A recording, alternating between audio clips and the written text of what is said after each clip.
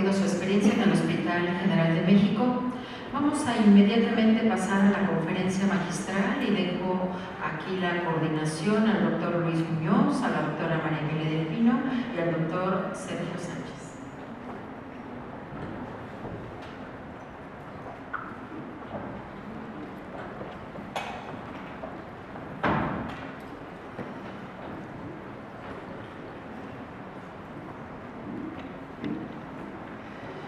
Pues muy buenas tardes, es un honor y un placer presentar a la doctora María Angélica Selim.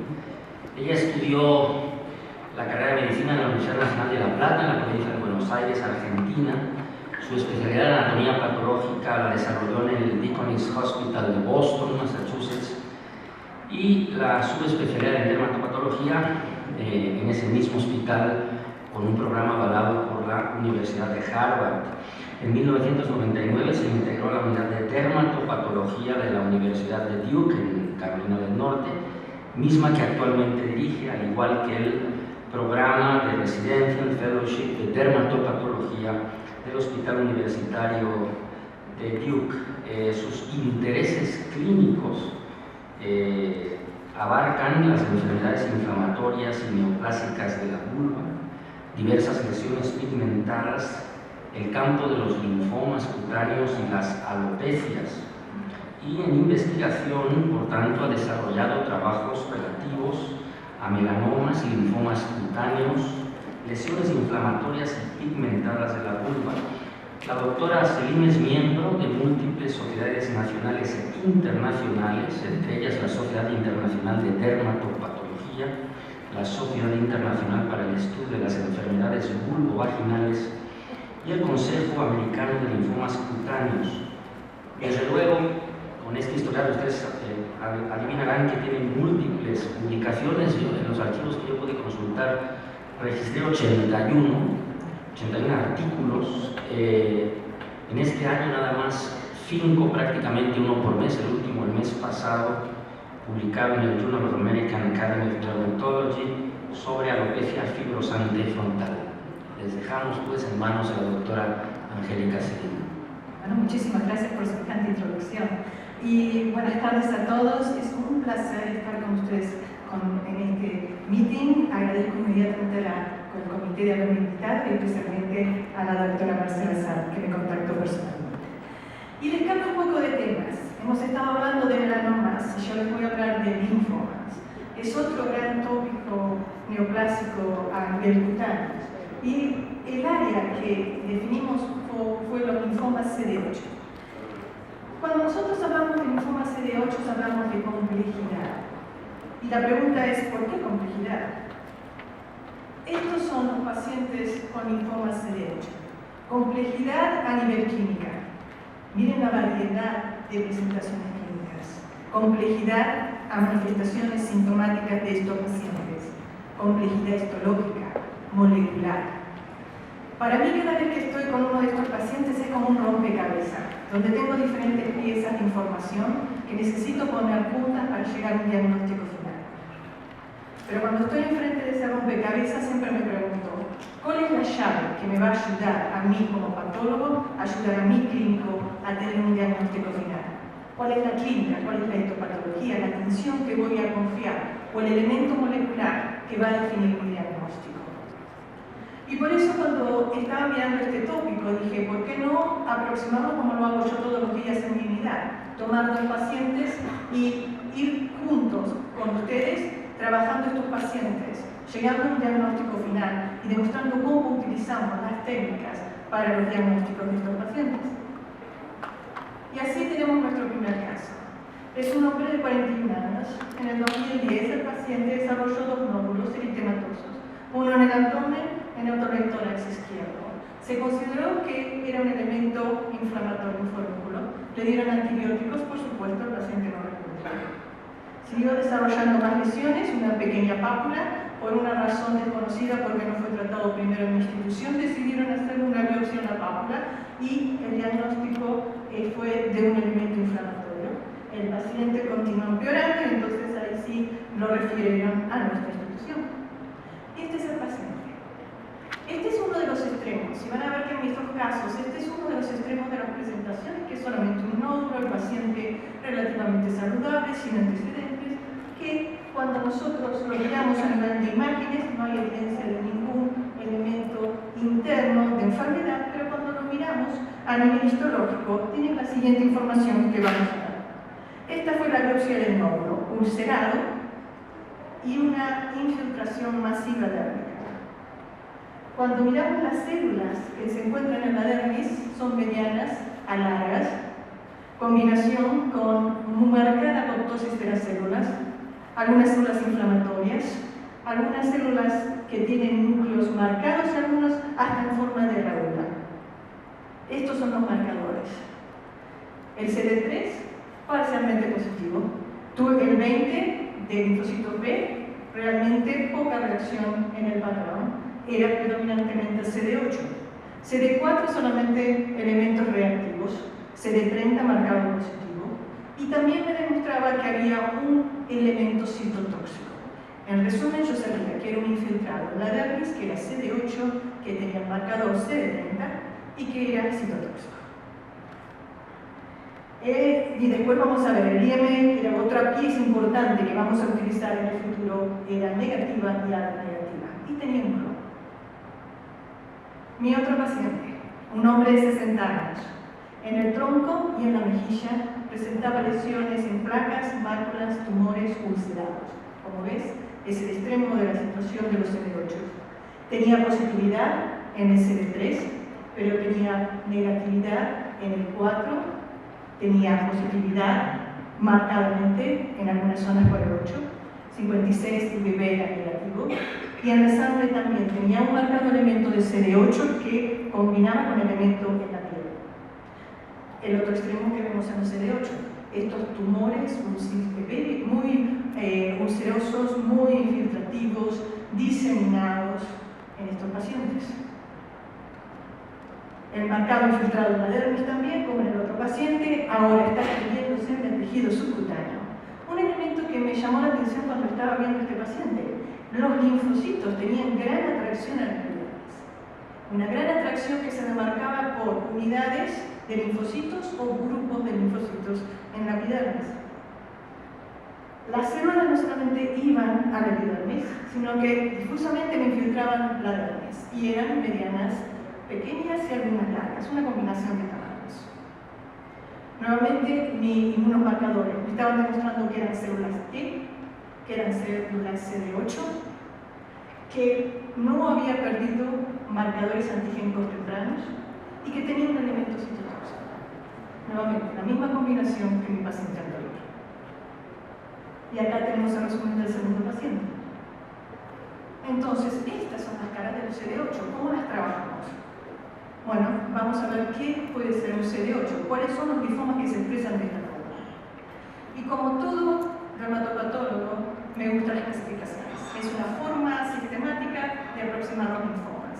Y en las clasificaciones de los linfomas tenemos dos grandes organizaciones, la Organización Mundial de la Salud y la Organización para la Investigación y el Tratamiento Europeo, que ambas tienen diferentes clasificaciones, pero que en el 2005 decidieron unirse para unificar la nomenclatura de estos linfomas, a lo cual se llamó una unión práctica de los gigantes, porque nos dieron una clasificación para poner orden a todos estos cutáneos, a estos linfomas cutáneos. Y esta es la clasificación. Básicamente, la parte superior tenemos los T, los linfomas B y los precursores. Vamos a tomar la lista de los linfomas T. Y el primero que nos dice cuáles son los que tienen posibilidad de ser CD8, micosis fungoides puede ser CD8. La linfoma o leucemia de las células T del adulto puede ser CD8. Los CD30 pueden ser CD8. Los linfomas tipo paniculitis pueden ser CD8. Los NK pueden ser CD8. Y los inespecíficos. Y por eso la complejidad, porque básicamente la mayoría de los tumores cutáneos nos dan variedad CD8. Ahora, tomando diagnóstico por diagnóstico, micosis fungoides. ¿Cómo es clínicamente la micosis fungoides? Y básicamente la micosis fungoides no es la clásica CD4 que estamos acostumbrados. Se presenta más en escenarios clínicos específicos. Le gusta ser la poiquiloderma, le gusta afectar en forma de hipopigmentación y hiperpigmentación también le gusta afectar marcadamente la parte de acá. Como vemos, esto se marcaron muy rápido. Como vemos, la parte de poikiloderma es muy rara en micoses fungoides. Vamos a ver. No, gracias. La parte de poikiloderma es muy rara en micoses fungoides, pero se presenta en CD8 en la variedad más frecuente, casi que en el CD4. Y la evolución, porque el fenotipo en una cierta forma es importante si es que nos define evolución. Pero lo que hemos aprendido es que la evolución del CD8 en micoses fungoides como poikiloderma es lo mismo que el CD4. Dijimos la hiperpigmentación. Nuevamente, todos estos elementos y casos descritos de estas variedades de micosis fungoides se presentan muy tempranamente y se presentan con una evolución que es paralela a la CD4. Si tienen una persona de color, lo más clásico es que les va a presentar con hipopigmentación. Y va a ser nuevamente en un estadio 1A, 1B, y no evolucionan, no se transforman frecuentemente en formas agresivas. Los niños que tienen micosis fungoides son los CD8. Es decir, que como vemos, el CD8 en micosis fungoides tiene una población, tiene una clínica que es bastante característica para estar presumiendo o teniendo este diferencial, aun cuando vemos pacientes. Nuevamente, implicación de presentación temprana no agresiva.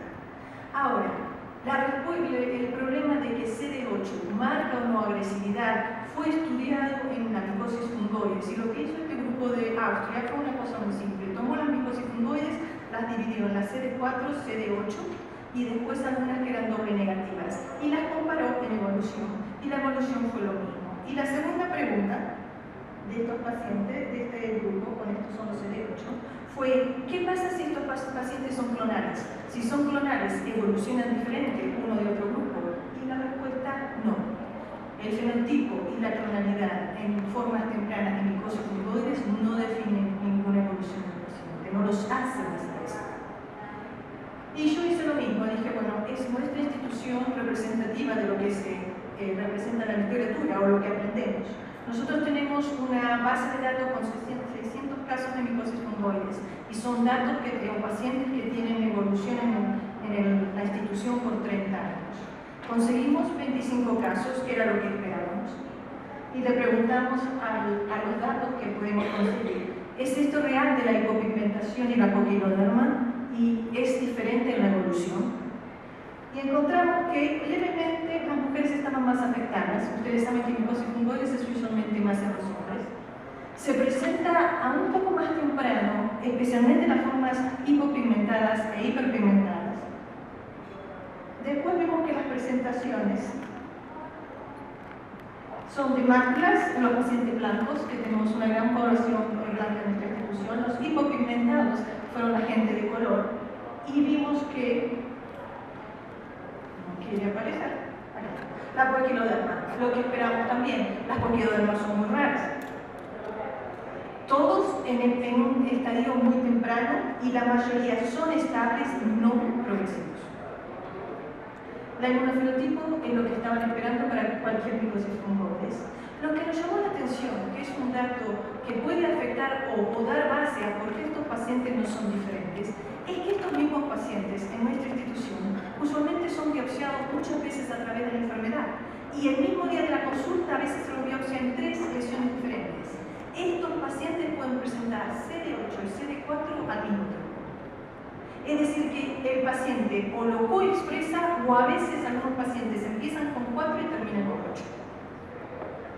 Es decir, que en cierta forma, revisando nuestra institución, pusimos en evidencia lo de la literatura, que tiene forma específica, que es una micosis fungoides de una evolución muy lenta, no agresiva, y que se puede sospechar aún mirando solamente al paciente.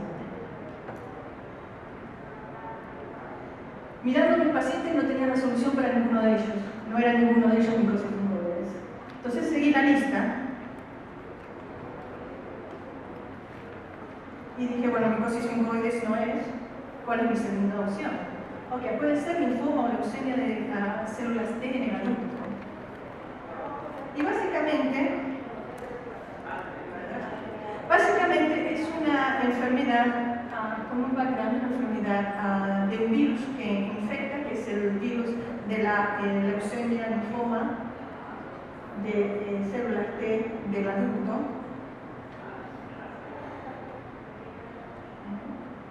Y que presenta en diferentes formas. Una que es la forma de aguda, ese es el paciente que viene directamente, no a la clínica, se viene al hospital, que es el paciente que es más una persona que presenta con una leucemia, que tiene enzimas que denotan una afección sistémica. El otro, el crónico, que tiene más elementos cutáneos en el pulmón, en órganos internos, pero que no tienen los marcadores tan altos a nivel sanguíneo. El que viene con episodios, que es una combinación del agudo y crónico, y el que se presenta más en los cálculos.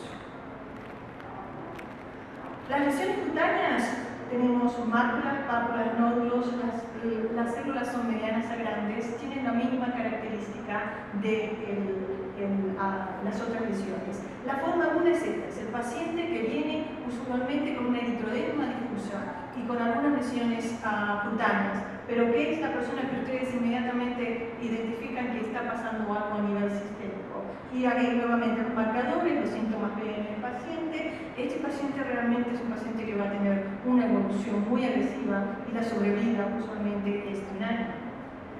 La morfología es de una micosis fungoides. Esta es el diferencial cuando uno ve una micosis fungoides y dice el paciente no tiene sentido cómo está evolucionando, porque tiene las células a nivel de la epidermis, tiene los elementos posteriores y tiene lesiones pequeñas. Pero ¿qué pasa? Las células que encontramos en la sangre, con las células en forma de flor, y en la piel, con los marcadores que les voy a mostrar en las 2 o 3 diapositivas que siguen, son diferentes de las micosis fungoides. Quiero mostrarles el crónico. El crónico es más en plantas. Otro problema con estos pacientes es todo lo que nos pasa cuando los seguimos, se nos infectan y tienen evolución que puede llegar a complicarse más por otras manifestaciones. Los linfocitos, como vemos, no son tan agresivos. No coordina la agresividad del linfocito con la agresividad clínica. Por eso a veces cuando lo miran morfológicamente pueden pensar en una micosis fungoides. Pero acá está la solución, es el fenotipo. Estos son linfocitos T reguladores, con los marcadores del Toyer 25 y del FOXP3, que va a diferenciar estos pacientes de los de micosis fungoides. Pero nuevamente sigo sin ninguna solución para los pacientes. El próximo son las lesiones que se basan en CD2. Como hablan es un espectro, y vamos a tener lesiones papulares con la papulosis linfomatoides, y este es el paciente de joven entre los 30, 40 que entra en su clínica con la lesión papular, con la historia de que tiene ciclos de estas pápulas que desaparecen, pueden dejar alguna cicatriz. Cuando lo miramos bajo microscopio vemos nuevamente células largas que infiltran la dermis en forma triangular o uniforme, tiene inflamación. Ese es el tipo A. El tipo B luce como micosis fungoides y el tipo C es el que luce como anaplásico, como linfoma anaplásico. Ahora, hemos clasificado estas lesiones a través de la morfología y ahora hemos agregado más, y es donde linfoma papulosis entra en el diferencial porque hay una variedad que es la CD8 que la llaman tipo D. En el otro extremo tenemos el anaplásico, un tumor ulcerado, infiltrativo, que en la parte de histología presenta el infiltrado de células grandes que están combinados con elementos inflamatorios. A veces puede ser de variedad pequeña, que es lo que es confuso, tiene muchas morfologías. También puede presentar inflamación, hasta células en anillo puede presentar. Y por supuesto tenemos la variedad intermedia, que es un poco de las dos variedades. Puede tener un poco de pápulas, nódulos, puede presentar un poco de tumores, como los otros pacientes, desaparecen, se regresan, y la morfología es más similar a la del linfoma.